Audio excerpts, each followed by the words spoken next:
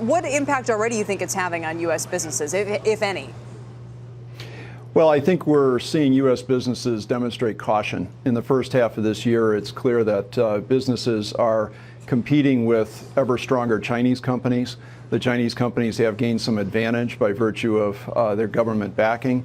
And I think over time, we'll probably see additional backing from the Chinese government for their strongest companies in order to make those true global champions. And in addition, I think we may see a rise in some degree of nationalism within the country, that is, buying Chinese products over foreign products. Obviously, if the political side of the House degenerates further, tensions escalate, we could see a sharp increase in nationalism, which would not be good for multinational selling in China. So we've had the arms sale to Taiwan. We've had the sanctions against the Dandong Bank. Those two alone are a problem for China. Now the sailing into these waters near this in the South China Sea.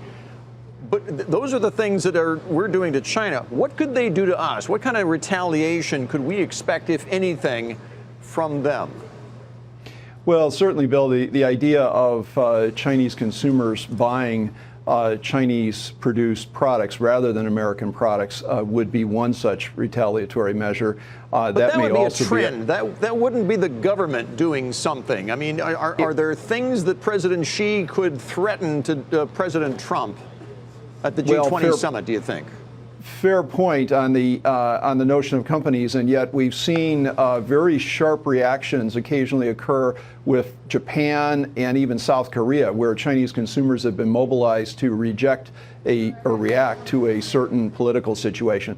In terms of the G20 meeting, however, this week, there certainly could be some effort on the part of the Chinese to try to establish a new platform or a new basis for exchange, possibly even suggesting on the sidelines coming back to the table with North Korea, or even if North Korea were not to participate in a reinstituted six-party talk concept of the past, perhaps bringing some of the parties back, excluding North Korea, in order to at least get the ball rolling on such negotiations.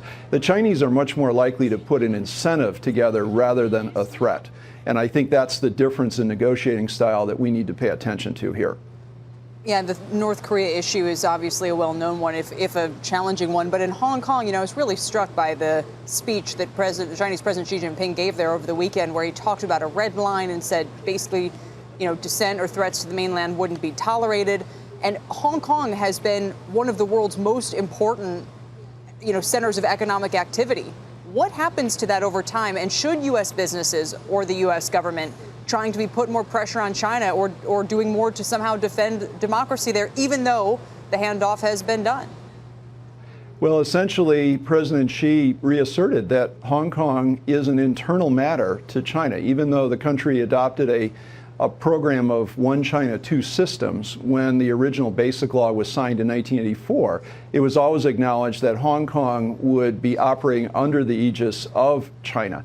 And I think it's taken probably the full part of the last 2 decades since the handover for the Hong Kong government and people to realize what that really means. It does mean that they have a degree of continued independence, certainly, but it certainly does not mean that they are an independent country. So, they are reliant on China and will be going forward.